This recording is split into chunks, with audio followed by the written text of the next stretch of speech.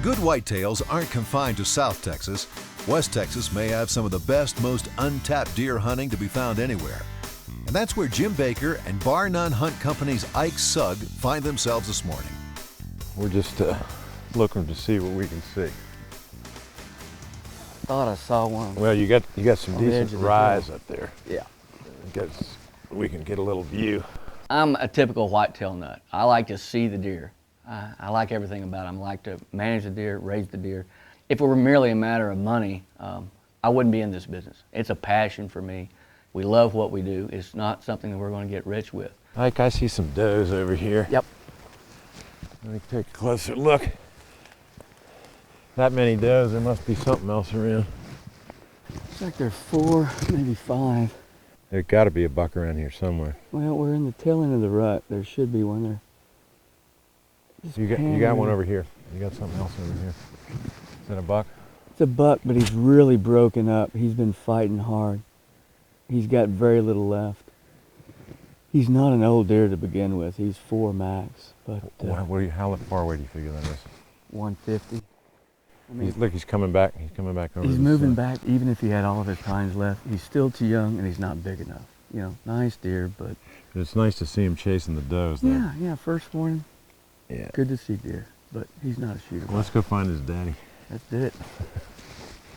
You've got a lot of friends here. I've been fortunate enough to be here and make a lot of friends through Ike Sugg. We are from Northeast, but I feel like a Texan every time I'm down here. These folks really take you into their home and provide you the type of hospitality that you don't see anywhere else.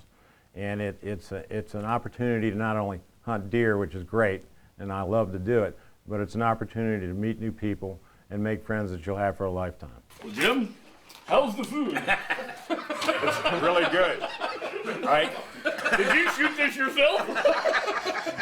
How big was that enchilada? And how far was he? One thing you can control is what kind of camp you are, the kind of food you serve, the kind of guides that you have, and the kind of facilities. We try to make the hunt as comfortable and as enjoyable as possible. Even when the weather doesn't cooperate, the people with Bar None do everything they can to make the hunt a success for them.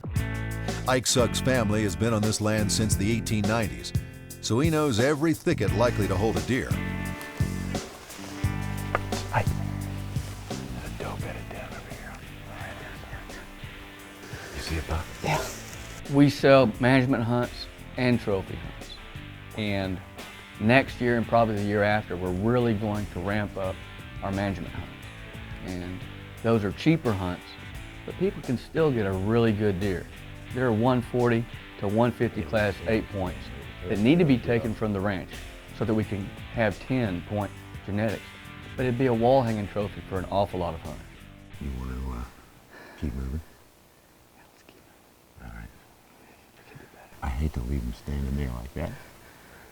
Wait. She's already went. Okay, let's go. Yeah. They're gone. All right. We have a great quail population on the ranch. Oh! We run spring turkey hunts every year. Got a great population of Rio Grande gobblers. We have hog hunts and predator hunts, but we focus on whitetail. Canada, South Texas, northern Michigan, western Kansas, wherever you want to talk about, I would put the white-tailed deer and the genetics down here in West Texas and on this ranch up against any of them. This part of West Texas is probably one of the best kept secrets in whitetail hunting. This ranch sits inside of, surrounded by other large ranches owned by my family and others. Most of this country has never been commercially hunted before, and we have great age structure and we have great genetics. It really is a unique opportunity for people to come and have a chance at shooting some really high quality deer. In late December in the rut, the place to find those high-quality deer is with the does. There's a buck with her. A little buck with her. And he's young. How old do you think he is? 3.5. He probably won't even make a good deer. We could do a lot better than that, Jim. You think so? Oh, yeah. You know, I've been down here a couple times, and when I first started coming down, and almost every time I come down, the first day or two, you're looking around and you'll pass what for me is a phenomenal trophy whitetail buck, and I will say, you know we can do better than that, Jim. You've been hunting up east too long. I'd take that animal. It takes you a day to get acclimated to the fact that You're going to see deer here in the numbers and the size in a period of time that you may hunt 6 seasons up in the northeast part of this country and see one of those deer and not be able to get a shot at it. You're going to have a shot and an opportunity to take some large whitetail deer here, but I recommend you don't shoot the first one that really looks good to you, because it might not be the best one you see. Around the next corner, across the next rise, I guarantee you there's going to be another opportunity to see a equal or better buck than you just saw. So. Yeah, he's a youngster. But he's here now. We'll find his grandfather later. Are you sure? Plenty sure. In Texas, it's legal to hunt from a vehicle on a private road. It's also sometimes the only way to spot deer in the thick brush. Most of your big trophy mature deer aren't going to stand around while you're going through the brush with that. But occasionally, especially during the rut, it gives you a vantage point that you wouldn't otherwise have if you're on foot or in a regular vehicle, a Jeep or a pickup. Hunting off the top of a Hummer with a platform, it's more like riding in a big boat. It gives you 15 extra feet of elevation minimum. So when you get an opportunity and you want to take it from that high top, you've got a stable shooting platform, which is obviously key. This afternoon, another hunters joined Baker and Sugg. Body deer below. By that doe? Yeah, let's get a better look at it. God, that's a big body. He's down in that draw? Not much of a rack. Yeah. You think I can get up closer to him? I think you're going to have to walk if you're going to. This is Todd Walker, an old friend and experienced whitetail hunter who's caught up with the two in hopes of taking a respectable management buck. Todd, if you want to take a management buck, that'd be a great management buck to take. I mean, Just sneak up this draw here and try to get a look at him over those rocks. Yeah. How far is he? He's 450 probably, but you're going to have to ease over there pretty good, Todd, because if he tops out, you'll never get a chance at him. All right, he's still down in that draw behind those. Yep. Okay. With some expert coaching from Baker and Sugg, Walker uses the wind and natural contours and features of the land, like an outcrop of limestone, to hide his stalk.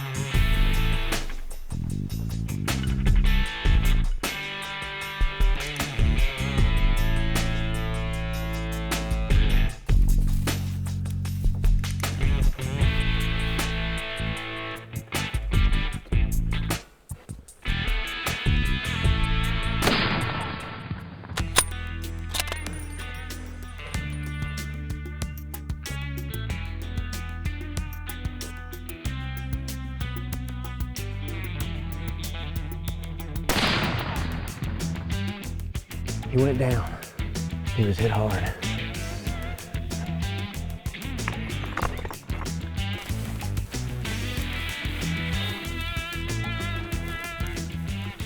That's a heck of a nice deer, Todd. Thank you. It's a beautiful deer. I'm proud of him. He's a good-looking deer, and it was a fun hunt. It was Great shot. It was a great shot. It was a challenging hunt, and that's what made it rewarding. And hunting out here with Ike, as I have for most of my life, he was a deer that's a good deer, but also a deer that needed to be taken this year. We saw this deer, we were what, 450? 450. We could tell he was a huge bodied, mature deer for late December, but we had trouble sizing him up, and it's because while he's got 10 points, he doesn't have the mass, he doesn't have the width, and he doesn't have the tine length to be a true trophy. But as far as management deer go, I don't think they get any better than that. As I stocked up on him, it was clear that he was a management buck, as good of a deer as he is, just because he was so mature, such an old deer, and really not quite ever reached his full potential. But what a great fun hunt! Great shot. Well done. What a fun hunt, and a heck of a shot. If you do say so yourself. Yeah. Baker and Sugg let Walker keep his shirt tail after the missed shot, and even let him take the Hummer to carry his deer back to the cooler. The thing I like about Texas, well, there's a lot of things. The wide open spaces, you get so cramped up in the cities, and I have to spend a lot of time behind a desk, and a lot of you out there do. It's something that kind of frees you from that daily grind that all of us go through.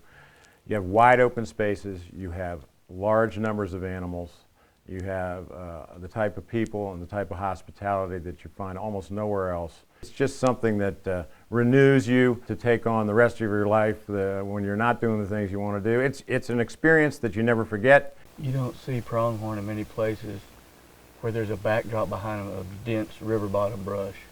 No, you don't. Unlike most pronghorn, this Mexican subspecies is rare and threatened, but enjoys protection on Sugg's land. All told, my company is managing over 100,000 acres of my family's property, but we're only commercially hunting about about 30,000 acres. What a day. Great day. I love those pronghorns there.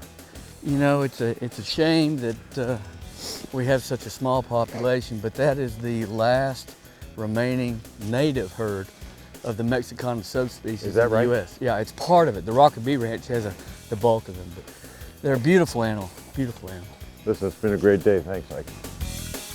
You know, every hunt's different, and this one was as well. Ike and I had hunted for a day or two, a day and a half. We've been doing a little bit of walking, but it was early in the day, and I wasn't paying probably as close enough attention as I should have been, but Ike was, fortunately, and spotted this deer. Was moving from right to left. That's a pretty good looking deer. That's a 12, that's a good deer. I think that's a shooter, Jim. 30 minutes after dawn, you know, we're creeping through the woods, and right on the edge of Kiowa Creek was this really nice 12 point. Getting on the ground and actually going after him, which is my preference. The temperature's a little cold this time of year, or at least it was on this trip, and just getting out of the vehicle and on your feet and doing a little walking keeps your senses sharp. Ease this way.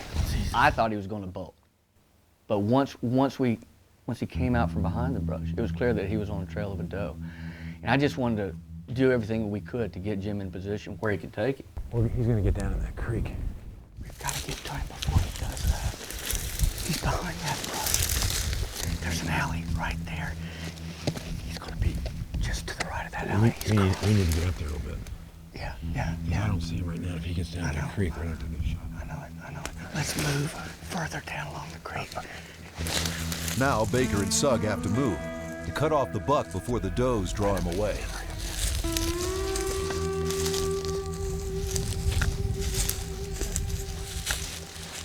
With Baker in position, the hunt is now entirely a nerve-wracking proposition of wait and see. It comes out. As soon as you get a good shot, take him before he gets down the creek. I can't see him right now. He'll come.